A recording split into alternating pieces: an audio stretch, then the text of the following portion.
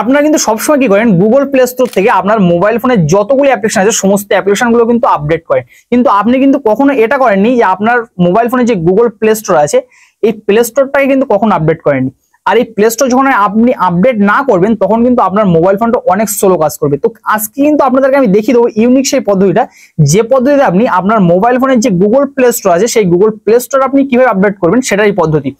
So আপনাদের Google play store update করার জন্য সর্বপ্রথম যে কাজটা করতে হবে, গুগল প্লে স্টোর যে অ্যাপ্লিকেশন আছে জাস্ট গুগল প্লে স্টোরটাই কিন্তু ওপেন করে নিতে হবে। এবং প্লে স্টোর ওপেন করার পর আপনি উপরের দিকে দেখতে পাবেন যে আপনার প্রোফাইল আইকন আছে, জাস্ট এই প্রোফাইল আইকনে ট্যাপ করবেন এবং তারপরে এখান থেকে সরাসরি নিচের দিকে আপনি দেখতে পাবেন যে সেটিংস অপশন আছে, জাস্ট এই সেটিংস এই জায়গায় কিন্তু আপনাকে ট্যাপ করতে হবে। তো সেটিং আইকনে আমি ক্লিক করে দিচ্ছি এবং তারপর এখান থেকে আমি দেখতে পাচ্ছেন যে অ্যাবাউট আছে এবং তার পাশে আছে যে একটা অ্যারো চিহ্ন দেখতে পাচ্ছেন, পাশে একটা অ্যারো চিহ্ন আছে, জাস্ট এই অ্যাবাউট এই জায়গায় কিন্তু ট্যাপ করতে হবে এবং তারপর নিচের দিকে স্ক্রল করতে হবে এবং স্ক্রল করার পর আপনি দেখতে পাচ্ছেন যে প্লে স্টোর ভার্সন, এখানে আপডেট প্লে স্টোর লেখা আছে।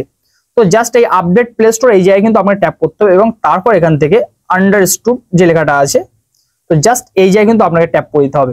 যখন আপনি আন্ডারস্টুড লেখাটায় ট্যাপ করেন সাথে সাথে আপনার গুগল প্লে স্টোর যে অ্যাপ্লিকেশন আছে অ্যাপ্লিকেশন কিন্তু সরাসরি আপডেট হয়ে যাবে।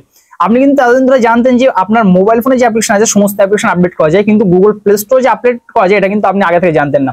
যদি আপনারা এই ধরনের টেক ইনফরমেশন ইন্টারেস্ট হয়ে থাকেন তাহলে কিন্তু আমাদের চ্যানেলটা সাবস্ক্রাইব করতে পারেন।